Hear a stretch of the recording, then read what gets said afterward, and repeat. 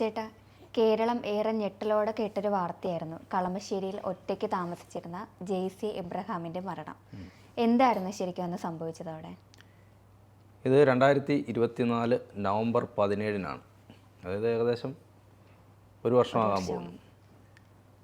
ഈ ജെയ്സി എബ്രഹാം ഒറ്റയ്ക്കാണ് താമസിക്കുന്നത്. കളമശ്ശേരി കൂനന്തായി അമ്പലം റോഡിന് സമീപത്തെ അപ്പാർട്ട്മെൻറ്റിൽ ഒറ്റയ്ക്ക് താമസിക്കുന്ന ജെയ്സി എബ്രഹാം. ഭർത്താവുണ്ട്, പക്ഷേ ഭർത്താവുമായി അത്ര രസത്തിലല്ല.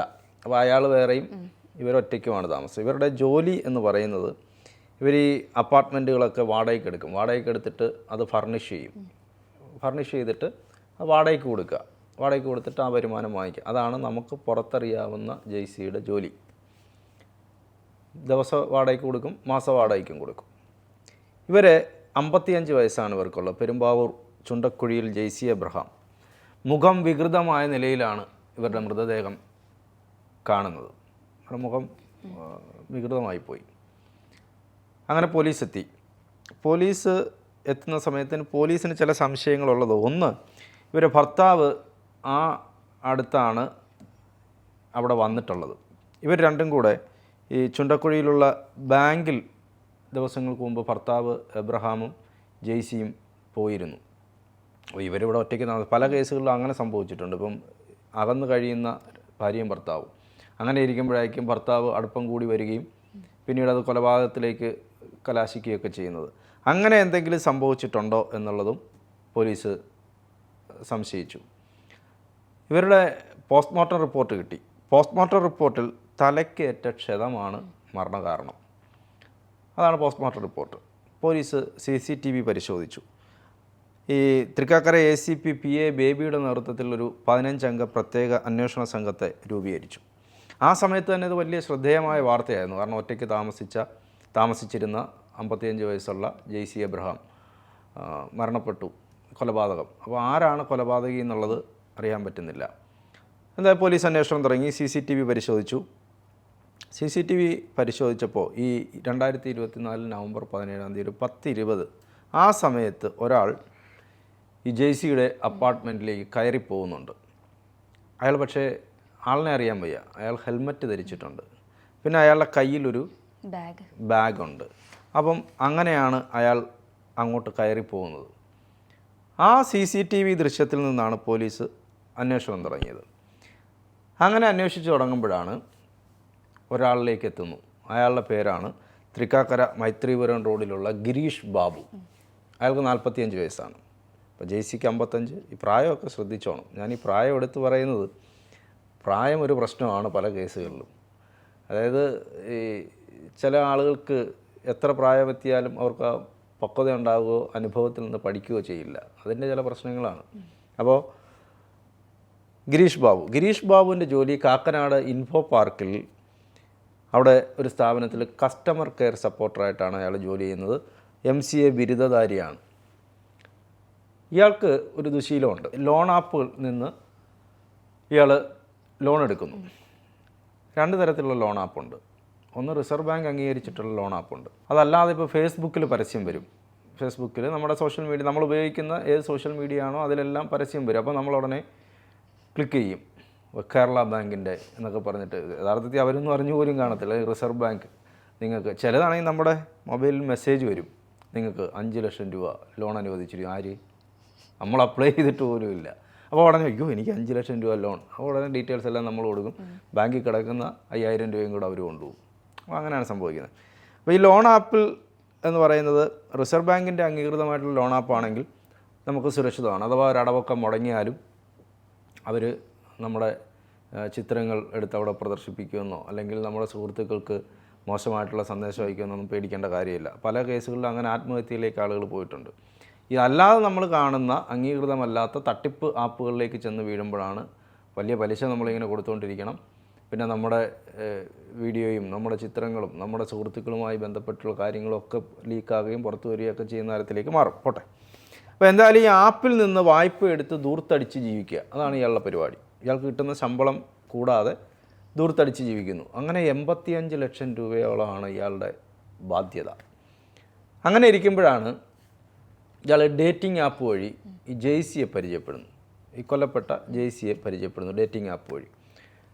അങ്ങനെ ഡേറ്റിംഗ് ആപ്പ് വഴി പരിചയപ്പെട്ട് നിത്യ സന്ദർശകനായി മാറി. ഇവരുടെ വീട്ടിൽ മിക്കപ്പോഴും വരും.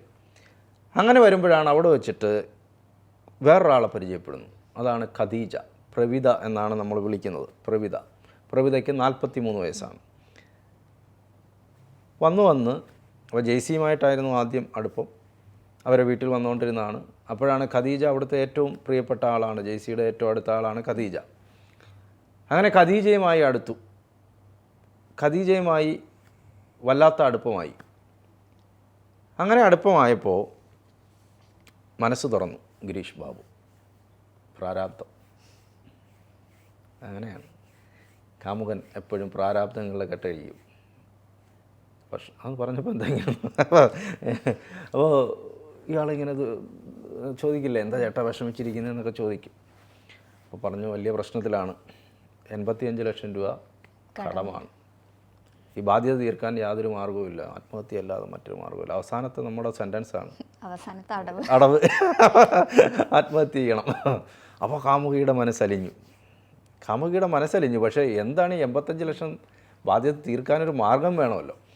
അങ്ങനെ ആ മാർഗത്തെക്കുറിച്ച് അവരിങ്ങനെ തല പുകഞ്ഞ് ആലോചിച്ചപ്പോഴാണ് ഒരു സംഭവം ഓർമ്മ വന്നു. ഖദീജ പറഞ്ഞിങ്ങനെ 30 ലക്ഷം രൂപ ജെയ്സിയുടെ കയ്യിലുണ്ട്. റിയൽ എസ്റ്റേറ്റ് ഇടപാടുകളൊക്കെ നടത്തുന്ന ആളാണ് ജെയ്സി. അതുകൂടാതെ ഞാൻ ഈ നേരത്തെ പറഞ്ഞൊരു സാധനമുണ്ട്. നമുക്കറിയാവുന്ന ജെയ്സി റിയൽ എസ്റ്റേറ്റ് ഇടപാടുകളൊക്കെ നടത്തി അപ്പാർട്ട്മെൻറ്റുകൾ വാടകയ്ക്ക് കൊടുക്കുകയൊക്കെ ചെയ്യുന്ന ജെയ്സിയാണ്. അതല്ലാത്തൊരു ജെയ്സി എന്ന് പറയുന്നത് ഈ ആവശ്യക്കാർക്ക് സ്ത്രീകളെ എത്തിച്ചു കൊടുക്കുന്ന ഏജൻ്റാണ്. ആ ജോലിയും കൂടെ, അതൊരു ജോലിയാണോ എന്ന് ചോദിച്ചാൽ അതൊരു ജോലിയൊന്നുമല്ല. പക്ഷേ അങ്ങനൊരു കാര്യം കൂടെ, അങ്ങനൊരു പ്രവൃത്തിയും കൂടെ അവർ ചെയ്യുന്നുണ്ട്. ആവശ്യക്കാർക്ക് സ്ത്രീകളെ എത്തിച്ചു കൊടുക്കുക. അങ്ങനെയാണ് ഈ ഗിരീഷ് ബാബുവായിട്ടുള്ള അടുപ്പം ഉണ്ടാകുന്നത്. അപ്പോൾ ഇവരുടെ കയ്യിൽ ഈ അടുത്തിടെ റിയൽ എസ്റ്റേറ്റ് ബിസിനസ്സിൽ വീട് വിറ്റ് കിട്ടിയ 30 ലക്ഷം രൂപ ഈ ജെയ്സിയുടെ കയ്യിലുണ്ട്. അത് കൂടാതെ ഇവർ പുതിയ സ്വർണ്ണവള വാങ്ങിച്ചിരുന്നു. അപ്പോൾ തൽക്കാലം നമുക്ക് അതെടുക്കാം എന്ന് പറഞ്ഞാൽ, ഇപ്പോൾ ജെയ്സിയുടെ അടുത്ത് നിന്ന് ചോദിച്ചാൽ പറഞ്ഞ് ജെയ്സിയുടെ അടുത്ത് ചോദിക്കാം. പക്ഷെ ചോദിച്ചാൽ ജെയ്സി കടം കൊടുക്കില്ല. കാരണം ഇയാളുടെ ഈ ദൂരത്തറിയാവുന്നതുകൊണ്ട് ഇയാൾ കടത്തിൽ മുങ്ങി നിൽക്കുകയാണ് എന്നുള്ളത് ജെയ്സിക്ക് അറിയാം. ജെയ്സിയായിട്ട് നല്ല അടുപ്പമാണല്ലോ. അപ്പോൾ അതറിയാവുന്നതുകൊണ്ട് ജെയ്സി കൊടുക്കില്ല. അപ്പോൾ പിന്നെന്താണ് മാർഗം?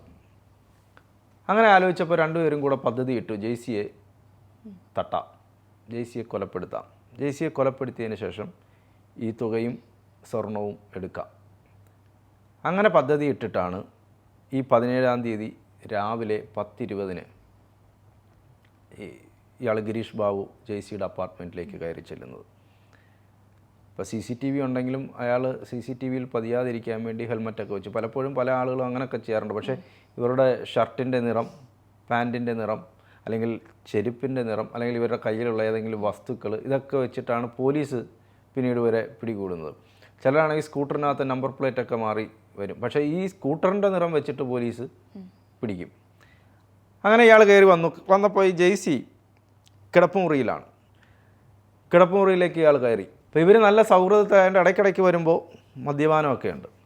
അങ്ങനെ അന്നും പതിവ് പോലെ ഗിരീഷ് ബാബു വന്നപ്പോൾ സൗഹൃദം പങ്കിട്ടു, മദ്യപിച്ചു, കാര്യങ്ങളൊക്കെ പറഞ്ഞു, വിശേഷങ്ങളൊക്കെ പറഞ്ഞു. ഇയാളുടെ ബാഗിൽ, നമ്മൾ നേരത്തെ പറഞ്ഞല്ലോ ഹെൽമറ്റൊക്കെ ധരിച്ച് കയറി വരികയാണ്. അപ്പോൾ ഇയാളുടെ ബാഗ് ആയിട്ടാണ് ഇയാൾ വന്നത്. അപ്പോൾ ഈ ബാഗിൽ നിന്ന് തുറന്നൊരു സംഭവം എടുത്തു. അപ്പം ജെയ്സി വിചാരിച്ചു ജെയ്സിക്കുള്ള അടുത്ത ഏതെങ്കിലും കുപ്പിയായിരിക്കും. പക്ഷെ അയാൾ എടുത്തത് അതല്ല. ജെയ്സിയെ കാലപുരിക്ക് അയക്കാനുള്ള ആയുധമാണ് അയാൾ എടുത്തത്. ഡംബിൾസ് എടുത്തു.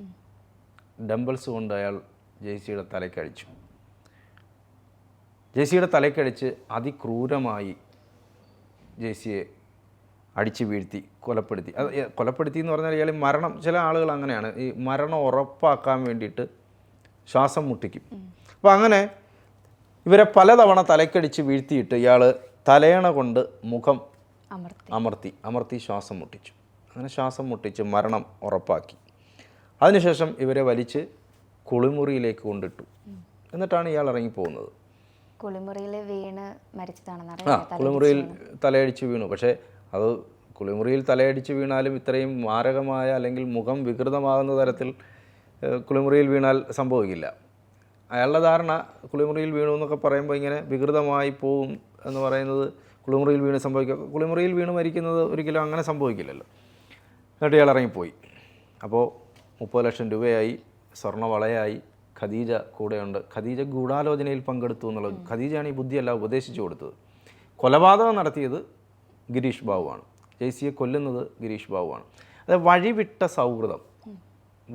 സൗഹൃദം എന്നുള്ളതാണ് ഇതിനകത്തെ പ്രധാനപ്പെട്ട നമുക്ക് പറയാനുള്ള ഒരു കാര്യം. വഴിവിട്ട സൗഹൃദങ്ങൾ എപ്പോഴും നമ്മുടെ ജീവൻ നാശത്തിലേക്ക്, അതൊരു ശരിക്കും പറഞ്ഞാൽ പിള്ളേർക്കുള്ള ഗുണപാഠ കഥ പോലെയൊക്കെ പറയാൻ വേണമെങ്കിൽ, ഒരാളുടെ ജീവൻ എടുക്കുന്ന തരത്തിലേക്ക് വഴിവിട്ട ജീവിതം നയിക്കുന്ന ആളുകൾ ഏത് നിമിഷവും അവരുടെ ജീവിതം അങ്ങനെ മാറിപ്പോയേക്കാം. അതിൻ്റെ ഒരു ഉദാഹരണമാണ് ഈ ഗിരീഷ് ബാബുവും ഖദീജയും ജെയ്സിയും തമ്മിലുള്ള ആ വഴിവിട്ട ബന്ധങ്ങളും അവസാനം ജെയ്സി കൊല്ലപ്പെടുകയും ചെയ്തത്. അതാണ് ജെയ്സി എബ്രഹാമിൻ്റെ കൊലപാതകം.